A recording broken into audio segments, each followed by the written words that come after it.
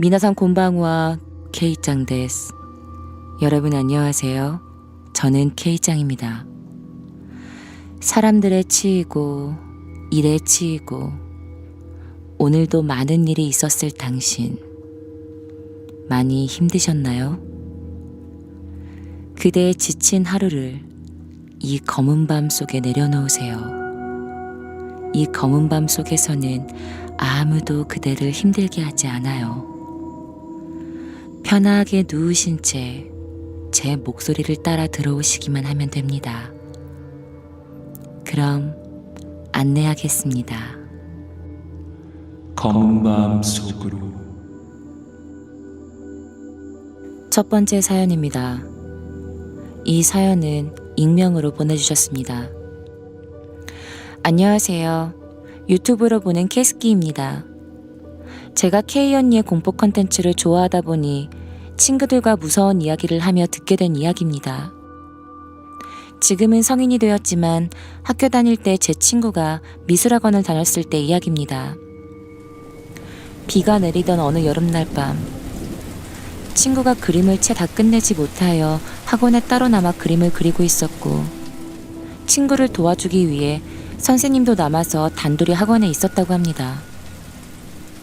여름이고 비도 오고 날도 어두워지다 보니 그림을 그리다 심심한 친구가 선생님께 무서운 이야기를 해달라고 했고, 선생님께선 이 이야기를 해주셨다고 합니다.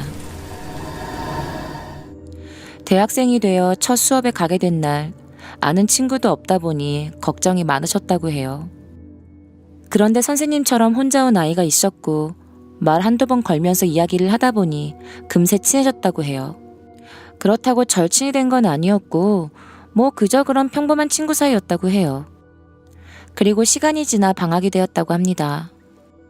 선생님과 그 친구분은 사실 학교에서만 친했고 사적으로는 그렇게 친하지 않아서 서로 사는 곳이나 전화번호를 몰랐었대요. 그래서 방학 때 한 번도 연락을 하지 않았었다고 합니다. 그렇게 방학이 끝나 다시 학교에 갔고 친구를 만나서 반갑다 보니 막 인사했는데 그 친구가 뭔진 모르겠지만 뭔가 바뀐 것 같기도 하고 이상해졌다고 해요. 이런 걸 분위기가 바뀌었다고 해야 되나? 어쨌든 선생님께선 반갑게 인사를 했대요. 잘 지냈어? 그런데 그 친구는 표정 변화 없이 무표정으로 라는 대답뿐이었대요. 그래서 선생님은 뭔가 안 좋은 일이 있나? 아니면 방학 동안 연락 없어서 기분이 나빴나? 라고 생각했대요. 분위기는 좀 달라졌지만 크게 이상하게 생각 안 하고 같이 다니셨다고 합니다. 그러다가 그 친구가 잠깐 살 게 있어서 편의점에 가자고 해서 같이 갔는데 그 친구가 평소에 바나나 우유를 좋아해서 그날 역시 바나나 우유를 사려고 했대요. 그런데 그 친구가 진열되어 있던 바나나 우유들을 미친 듯이 쓸어 담으면서 품에 넣길래 너무 놀란 선생님이 그냥 장난으로 야, 이렇게 많이 살 거면 나 하나 주면 안 돼? 라며 우유 쪽에 손을 뻗는 순간 손을 탁 치며 째려보면서 미쳤어? 싫어! 절대 안 돼! 가져가지 마! 절대 안 줘! 라면서 소리를 질렀대요. 너무 당황한 선생님은 얘 진짜 뭔가 이상해졌어 라는 느낌이 들었대요. 그러다 어느 날 그 친구가 아무 일도 없었단 듯이 야, 나 남자친구 생겼는데 너한테 소개시켜주고 싶어서 라며 선생님께 말했고, 선생님은 자기한테 남자친구를 소개시켜준다는 게 기쁘면서도 그때 내가 잘못 생각한 건가? 이상해진 거 아니었나? 라면서 헷갈리셨대요. 어쨌든 친구와 약속한 날이 되었고 그 친구가 얘기한 패스트푸드점으로 가서 친구를 찾으려고 두리번거리고 있었을 때 그 친구가 선생님을 불렀대요. 여기야! 고개를 돌린 그곳엔 친구가 어느 남자분과 테이블에 앉아 있었대요. 그런데 연인 사이면 나란히 앉아서 먹거나 마주보고 앉을 텐데 서로 대각선에 앉아 있었대요. 그리고 남자분은 햄버거를 먹고 있었는데 여자친구가 아닌 정면만 쳐다보면서 무표정으로 햄버거만 먹고 있었대요. 선생님은 다가가서 친구와 남자친구분께 인사를 했대요. 아, 처음 봬요. 안녕하세요. 그런데 그 남자친구라는 사람은 선생님께 눈길 한 번 안 주고 똑같은 자세로 햄버거만 먹더래요. 친구는 왔어? 이쪽이 내 남자친구야. 라며 밝게 말했고, 선생님은 인사를 무시당해서 기분이 나빴지만 그래도 한 번 더 인사를 했대요. 안녕하세요. 그런데도 그 남자친구라는 사람은 또 무시를 하며 햄버거만 먹고 있었대요. 어쨌든 그렇게 테이블에 3명이 앉아서 이야기를 나눴다고 합니다. 이야기를 하고 있는 와중에도 남자친구라는 그 사람은 말 한마디 하지 않고 계속 햄버거만 먹고 있었다고 합니다. 그러다가 친구가 나 잠깐 화장실 좀 갔다 올게 라고 하며 화장실로 갔고, 서먹해진 분위기에서 드디어 그 남자가 선생님께 말을 걸었대요. 저기요, 저분 남자친구 아니에요. 아는 사이도 아니고 오늘 처음 본 사람입니다. 저분이 나 햄버거 먹는데 갑자기 여기 앉은 거예요. 라고 하며 다 먹은 햄버거를 치우고 나갔대요.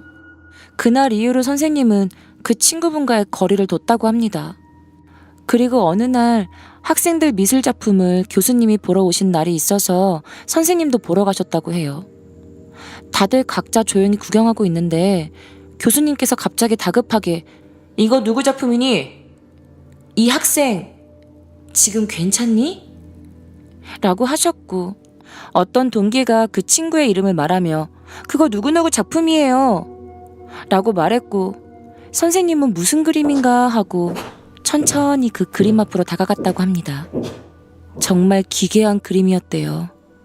교수님께서는 이런 그림이 나올 정도면 지금 정신이 매우 안 좋은 상태일 거라고 하셨대요.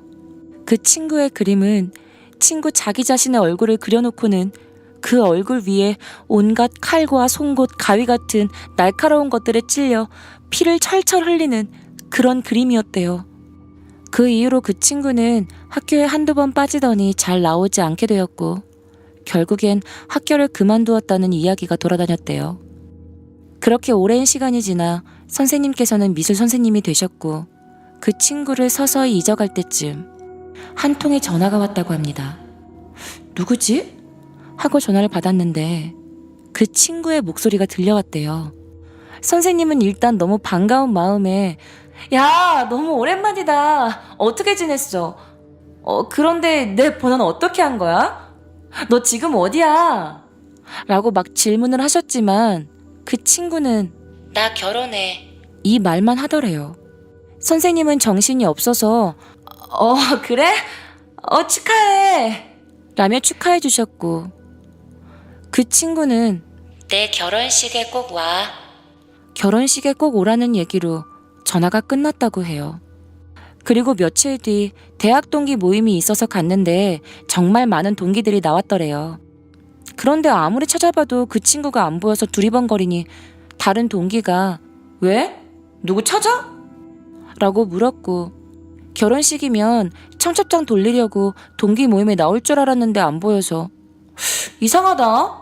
결혼한다더니 안 보이네. 안 왔나? 라고 물었고, 그 동기분은 무슨 소리야? 결혼이라니. 선생님은 다시 말했대요. 아니, 걔가 며칠 전에 나한테 전화 와서 자기 결혼한다고 했는데 넌 몰랐어? 동기분은 이상하단 듯이 야, 무슨 소리야. 걔 정신병원에 입원했다는데. 아이, 근데 탈출했다는 둥 별의별 소문이 다 돌더라 라고 대답하더래요. 이상하다. 그럼 나한테 전화 온 건 뭐야? 라며 전화번호를 뒤늦게 확인하니 공중전화 번호였대요. 이렇게 선생님의 이야기는 끝났고, 그래서 제가 선생님, 그래서 그 친구는 어떻게 되었는데요? 라고 여쭤보니 선생님께서는 공중전화로 그 친구한테 전화 온 건 저번 주였고 동기 모임은 며칠 전이었어. 그리고 왠지 오늘 그 친구한테 전화가 올 것 같아. 그냥 그런 느낌이 드네. 내 남자친구야. 인사해. 내 결혼식 꼭 와야 돼. 꼭. 두 번째 사연입니다. 이 사연은 신시아 님께서 보내주신 사연입니다. 저는 현재 31살이고 이 사연은 초등학교 4학년 때 일입니다. 인천 옥년동 소재 초등학교를 다녔고 뒤에 청년산이 있습니다. 제가 다니던 초등학교는 신축이고 폐교된 구건물이 산 중턱에 있었습니다. 여름방학이었고 방학 숙제를 위해 인천 상륙작전 기념관에 가려고 친구들과 학교에서 만나 산을 넘어갔습니다. 산 중턱 등산로에서 샛길로 빠져서 들어가면 폐교가 있었는데 그 당시 애들은 무서워서 못 가는 곳이었습니다. 가더라도 외관만 보고 돌아오지 들어갈 생각은 아무도 못했는데 그날따라 친구가 낮이니까 한번 들어가 보자 라고 꼬시는 겁니다. 저와 친구 셋, 총 4시 그 폐교 안으로 들어갔습니다. 무섭긴 했는데 애들끼리 장난도 치면서 그리고 그렇게 넓지 않고 단층 건물이라 금방 봤습니다. 그리고 나가려는데 친구 한 명이 조금만 더 있다 가자는 겁니다. 애들은 알았다 하고 그냥 천천히 한 번 더 둘러봤습니다. 처음 들어올 땐 서로 장난치고 했는데 이미 봤던 거라 그냥 의미 없이 둘러보는데 순간 정적에 싸한 기분이 들었습니다. 앞장서 가던 친구가 조금 더 있다가 가자는 친구였는데 평소 내성적이라 뒤따라 걷고 자기 주장도 없었던 애인데 그날따라 조금 이상했습니다. 그래서 전 그 친구 어깨를 치면서 야! 하고 불렀습니다. 그런데 얘가 표정이 멍한 겁니다. 옆에 있던 친구들도 이상함을 느꼈는지 장난치지 말라고 했는데 얘가 멍하니 우리를 보고 서 있는 겁니다. 초점도 없이. 다른 친구가 욕을 하며 따귀를 때렸습니다. 그래도 아무 말 없이 멍하니 보는 겁니다. 처음엔 얘가 분위기 파악 못하고 장난치는 줄 알았는데 뭔가 잘못된 걸 느꼈습니다. 친구들과 저는 소리를 지르며 건물 밖으로 뛰쳐나갔고 나와서 건물 안을 보는데 그 친구는 그 와중에도 복도에서 멍하니 우리를 보고만 있는 겁니다. 우린 밖에서 소리를 지르며 친구에게 나오라고 했는데 소용없었습니다. 다른 친구 한 명은 무섭다고 울기 시작했고 또 다른 친구는 그 친구를 달래기 시작했죠. 어쩔 수 없이 제가 복도로 가서 그 친구를 끌어내려 했습니다. 친구 손목을 잡고 막 뛰는데 생각보다 반항 없이 잘 따라와서 뒤돌아보니 섬찟한 미소를 짓고 저를 바라보는데 사람 웃는 모습이 그렇게 소름 돋았던 적은 처음이었습니다. 나도 모르게 그 친구의 손을 놓고 혼자 뛰어나왔습니다. 저희들은 난리를 치며 어른을 불러와야 된다고 했고 복도에선 그 친구가 멍하니 저희를 보고 있었습니다. 저희는 어쩔 수 없이 그 친구를 두고 셋이서 등산로로 나갔습니다. 저희는 아줌마 2분을 모시고 다시 그 폐교로 갔습니다. 아줌마들은 이런 데가 있었네 하며 신기해하시고는 같이 그 폐교 안으로 들어갔는데 글쎄 그 친구가 없어진 겁니다. 친구 이름을 부르며 폐교 안과 주변을 둘러보았는데 그 친구는 보이지 않았습니다. 아줌마들은 먼저 내려갔나 확인하고 파출소에 가서 신고하라고 하시고 그 당시 핸드폰도 없었던 저희는 정말 막막했습니다. 주변을 한참 헤매다 다시 폐교를 가고 그래도 못 찾고 시간이 점점 흘러 저녁이 다 되어갔습니다. 저희는 무서워서 일단 내려와 파출소에 갔고 친구 이름과 집 전화번호를 알려주고는 저희 부모님도 파출소에 오셔서 그때서야 다 같이 돌아갈 수 있었습니다. 다음날 친구들이 다시 모여 파출소에 가서 물어보니 그 친구는 집에 혼자 돌아왔다고 부모님께 연락도 받았다는 겁니다. 우리는 배신감에 그 친구 집으로 찾아갔습니다. 근데 그 친구는 어제 일을 기억 못했습니다. 완전히 다른 소리를 하는 겁니다. 자기는 우리랑 산에 오르다가 폐교를 보고 나왔는데 우리가 없어져서 자기를 놀리려고 숨은 줄 알고 등산로에서 왔다 갔다 찾다가 우리가 없어서 화가 난 채 집으로 돌아갔다는 겁니다. 우리 셋은 똑같은 경험을 했는데 그 친구 말을 믿을 수가 없었습니다.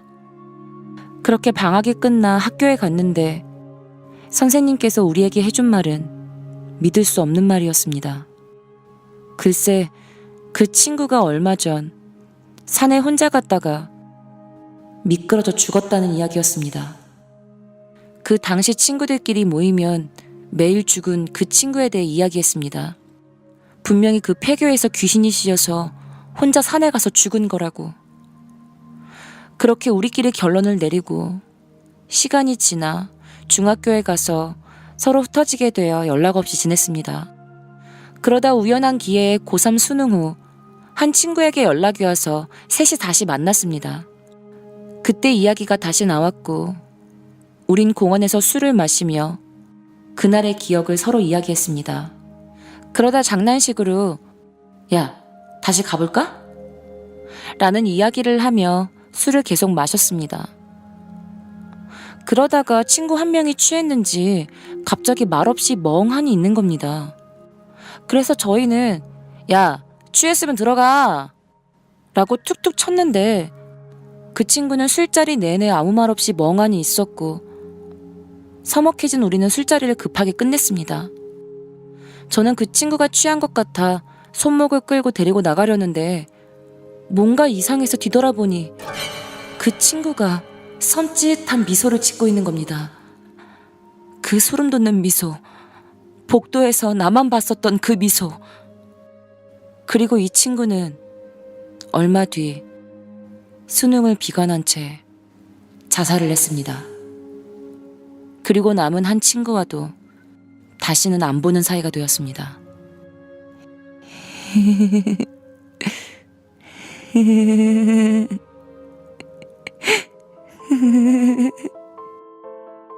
어디가? 너도 와!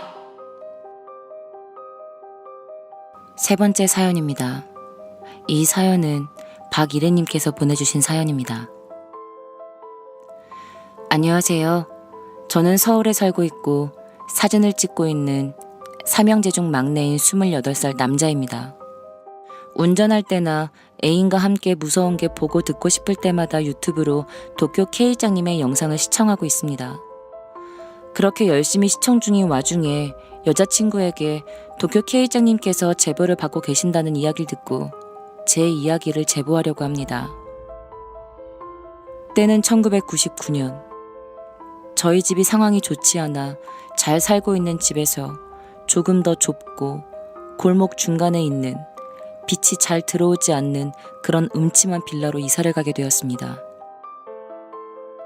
부모님께서는 일 때문에 집에 들어오시는 것도 심하면 3달에 한 번 잠깐 들어오셨다가 잠만 청하시고 다시 나가시는 그 정도로 바쁘게 지내시는 나날이었습니다. 더더욱 형들은 그때 당시 중고등학생, 한창 질풍노도의 시기에 사춘기였죠. 그런 형들마저 집에 들어오는 날이 많이 없었어요. 어쨌든 그렇게 별 탈 없이 1년간 잘 지냈습니다. 1년이 지났으니 저는 4학년이 됐죠. 일은 그때부터였어요.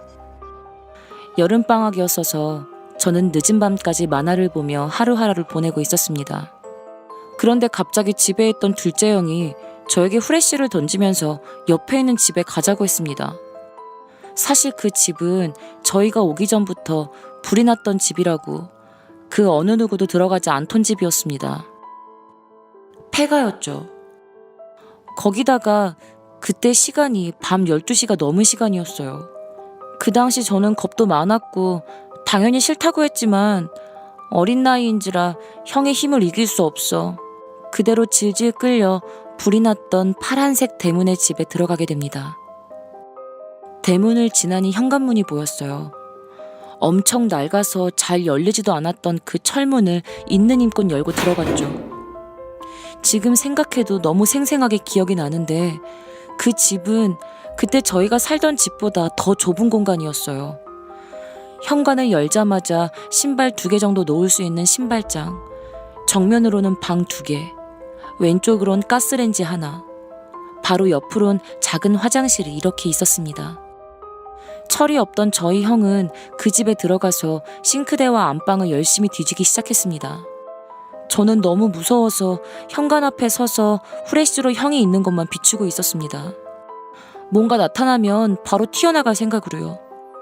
그러면서도 궁금한 건 또 못 참겠어서 형이 있던 안방을 보다가 바로 옆방을 비춰서 보는데 그 방은 아마 그 집에 살던 아이가 쓰던 방 같았습니다. 검게 탄 책상, 책, 이불, 가방, 벽돌로 막혀있는 십자 형태의 창문, 그리고 옆으로 늘어져 있는 2개의 커튼. 그 창문 쪽을 바라보고 훑어 내려가며 방을 구경하는 와중에 제 시선은 방의 바닥까지 도달했습니다. 지금 생각해도 너무 싫고 소름이 돋아요. 제 시선의 끝인 바닥에 웬 창백한 2발이 가지런히 차렷한 상태로 있었습니다. 그래서 생각했죠. 여기에 원래 마네킹 다리가 있었나? 처음에 왔을 때 못 봤는데? 하고 시선을 천천히 위로 올리니 종아리 쪽에 하얗게 경계가 생기고 더 높게 보니 손끝, 손가락, 그리고 창문을 가리는 상체, 머리카락, 마지막으로 커튼의 얼굴이 반만 가린 채 하얗게 질린 여자 한 명을 발견하게 되었습니다. 그 여자와 눈이 마주친 순간 정말 으! 하는 소리도 나오지 않게 제 몸은 굳어버렸고 저를 매섭게 노려보는 그 여자의 눈만 바라보게 됐는데 속으로는 살려달라고 그렇게 빌어보긴 처음이었습니다. 한참을 벌벌 떨면서 살려달라고 비는데 제 귀, 아니 제 귀라기보다는 머릿속으로 엄청 무서운 소리가 들리기 시작했습니다. 나가, 나가, 나가, 나가, 나가, 나가, 나가, 나가, 당장 나가! 진짜 죽는 줄 알았어요. 몸 움직이는 거? 그런 건 바라지도 않았습니다. 고개라도 좀만 돌아갔으면 살겠다만 그것마저 안 되는 상태에서 그 나가라는 소리를 들으니까 더 미치겠는 거예요. 그때부터 형을 외쳤어요. 계속 악을 쓰며 불렀어요. 형 제발 살려줘, 형 제발 살려줘, 형 제발 살려줘 라고 말이죠. 하지만 입 밖으로 그 소리가 나가지 않았습니다. 그러면서도 그 여자의 나가라는 목소리는 멈추지 않았어요. 나가. 그렇게 한 2, 3분 지났을까? 전 지옥 같은 공포 속에서 떨고 있는데 갑자기 제 무릎이 움찔하면서 움직이기 시작했습니다. 그리고 눈을 감고 주저앉아서 형! 하고 외쳤어요. 그 소리에 놀란 형이 뛰어와서 무슨 일이냐고 물어봤고 저는 누굴 가리킬 겨를도 없이 계속 빌었어요. 살려주세요, 살려주세요, 살려주세요, 살려주세요, 살려주세요, 살려주세요 하고요. 그리고 그 이후론 기억이 없어요. 기절한 거죠. 땀범벅이었대요. 단 몇 분 만에. 형이 저를 넣고 집에 무사히 돌아왔고요. 이 이야기인 그때 당시엔 부모님께 말씀드리지 않았어요. 어린 자식들 잘 챙겨주지도 못하는 와중에 이런 얘기까지 하면 신경 쓰이셔서 일도 못하셨을 테니까요. 문제는 그날 이후로 일주일 동안 급격하게 아프기 시작했습니다. 고열에 몸살에 먹지도 못하고 계속해서 구토하고 어쩔 수 없이 부모님께서 집에 오셔서 저를 간호해 주셨습니다. 저는 안방 침대에서 어머니와 함께 잠을 잤고 아버지는 거실에서 주무셨죠. 그리고 새벽쯤 누군가가 창문을 두드리기 시작했습니다. 탕탕탕 하고 두드렸어요. 처음엔 무시했죠. 술 취한 분들이 너무 많이 왔다 갔다 하니까. 그래서 취객인가 보다 했는데 그 노크 소리가 멈추지 않고 계속해서 전 너무 아픈데 짜증도 나고 해서 아파 죽겠는데 누가 이렇게 두들겨 하고 천천히 창문을 봤어요. 그 창문의 위치는 바로 그 불이 난 집으로 갈 수 있는 골목길을 비춰주는 창문이었어요. 즉 우리 집 빌라 바로 옆집인 셈이죠. 거기다가 1층이었어요. 저는 뭐에 홀린 듯 그 창문을 계속 바라봤습니다. 그런데 누군가가 보이기 시작했어요. 어떤 아줌마가 머리를 길게 늘어뜨리고 아기를 포대기에 업고 저희 집 안방 창문을 계속해서 두들기는 겁니다. 무슨 말은 안 들리고 그냥 가만히 탕탕탕. 그런데 제가 너무 아프다 보니까 그것마저 너무 짜증이 나서 무서운 것도 모른 채 다시 잠이 들었어요. 그렇게 얼마나 잠이 들었을까. 또다시 그 노크 소리에 잠이 깼는데 제가 눈을 뜬 곳은 안방 침대가 아니었어요. 전 불이 켜진 거실에 누워 있었고 제 옆에선 어머니가 부채질을 하고 계셨어요. 그리고 아버진 제 온몸을 주무르고 계셨습니다. 무슨 일이지? 내가 왜 여기 있지? 너무 이상한 생각에 아버지께 여쭤보니 제가 터벅터벅 걸어서 안방 문지방을 밟고 올라서서 거실에서 TV를 보고 계신 아버지를 뚫어져라 노려봤다는 겁니다. 그래서 아버지께선 아픈 애가 왜 나와서 그렇게 서 있어? 그리고 문지방에 그렇게 서 있는 거 아니야? 당장 내려와! 라고 호통을 치시자마자 제가 양쪽 귀를 두 손으로 두드리면서 와 살려줘 살려줘 살려줘 살려줘 살려줘 하며 소리를 지르면서 거실을 뛰다 기다 뛰다 기다 거실 불 켜는 스위치를 껐다 켰다를 반복했다더군요. 아버지께선 너무 놀라셔서 너 뭐 하는 거야?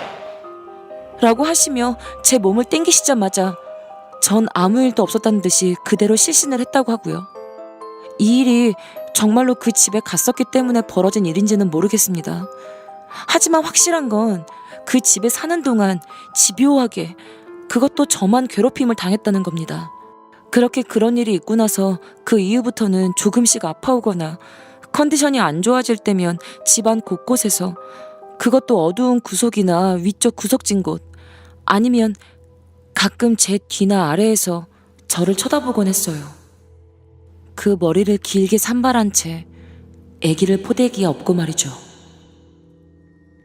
네 번째 사연입니다.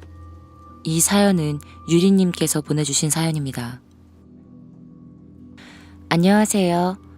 도쿄 K장님의 이야기를 좋아하는 18살 여고생입니다. 고민하다가 한번 사연을 올려봅니다. 제가 지금 살고 있는 집이 10살 때부터 살았던 집이니까 이곳에 산 지 8년이 조금 넘어가는 낡은 빌라입니다. 집 뒤쪽에는 폐허가 하나 있긴 하지만 엄마 말로는 이 동네가 원래는 돌투성이 산을 깎아 만든 곳이라 무덤 하나 없다고 하셔서 무서워하지 않고 자주 폐허가 있는 곳을 지나가곤 했었습니다. 기묘한 일이 일어났던 건 4년 전. 제가 중학교 1학년 때였어요. 그날은 엄마랑 제 3살 위 오빠랑 그렇게 셋이서 집에서 쉬고 있던 날이었습니다. 엄마는 안방에서 낮잠을 주무시고 계셨고 저랑 오빠도 각자 방에서 놀고 있었습니다. 그런데 잘 주무시고 계시던 엄마가 갑자기 거기 누구 있니? 라고 하시며 주방에 있는 게 오빠냐고 물으시는 겁니다. 오빠 방은 거실과 주방을 지나가야 나오는 구석진 곳이고 주방은 제 방 바로 옆인 곳이라 주방에 누가 있다면 제가 눈치챘을 테지만 말했다시피 저희 둘 다 각자 방에 있었습니다. 제가 엄마께 아니 우리 다 방에 있는데 라며 부정을 하자 직접 나와서 확인하시곤 이상하다. 분명 누가 왔다 갔다 하는 게 들렸는데 라고 하셨습니다. 에이 엄마가 잠결에 잘못 들었겠지 라고 하며 가볍게 여겼지만 이상한 일은 바로 또 일어났습니다. 이 일도 중학교 때 일인데 학교가 끝나고 집에 혼자 있던 날 엄마가 집에 들어오시고 바로 씻으러 화장실에 가셨을 때 일입니다. 제가 방문을 열어놓고 바닥에 누워 놀고 있는데 갑자기 유리나 하고 엄마가 부르시는 겁니다. 분명 엄마 목소리였어요. 그래서 전 왜? 하고 답을 했는데 엄마가 아무 말씀도 안 하시길래 엄마 왜 불렀는데? 하고 부르니까 그제서야 화장실 문을 열고 딸 왜? 무슨 일이야? 라고 하시는 겁니다. 저는 의문이 들어서 엄마가 나 불렀잖아. 왜 불렀는데? 라고 하니 엄마는 나 안 불렀는데? 에이 네가 잘못 들었겠지 하고 대수롭지 않게 다시 화장실 문을 닫으셨습니다. 환청이라고 하기엔 너무 똑똑하게 들려서 아직도 오싹합니다. 이 집에 살면서 가위에도 자주 눌렸었고 심한 날이면 목을 졸리기까지 했었습니다. 부모님 말씀으론 곧 이사갈 예정이라고 하지만 언제일지 불확실해서 아직까지도 좀 찝찝해요. 이 글을 쓰고 있는 지금, 좀 전에도 군대를 가서 비어있는 오빠 방에서 담배를 피우시던 아빠가 나오시더니 누가 주방에 있었어? 라며 누군가 왔다 갔다 했다는 소리를 들으셨다고 합니다. 엄마는 벽이 얇아서 위층에서 사람들이 걸어다니는 소리가 들리는 거라고 하시지만 글쎄요. 아무리 낡고 벽이 얇은 빌라라지만 시멘트로 지어진 집인데 위층에서 걸어다니는 게 바로 옆에서 들릴 만큼 똑똑하게 잘 들릴까요? 심지어 저는 그때 아무 소리도 듣지 못했습니다. K장님, 남들은 대수롭지 않게 여길지 모르지만 전 너무나 무서워요. 지금 저희 집에서 일어나는 일들은 대체 무엇일까요? 저희 집엔 대체 누가 있는 걸까요? 서늘한 이 검은 밤 어떠셨나요? 이곳에서 좀 편안해지셨나요? 아니라고요? 왜죠? 그런데 이를 어쩌나. 이 아이들은 당신이 꽤나 마음에 든 것 같은데. 자, 잘 들어봐요. 가지마, 가지마, 가지마, 가지마, 가지마, 가지마, 가지마, 가지마, 가지마, 가지마.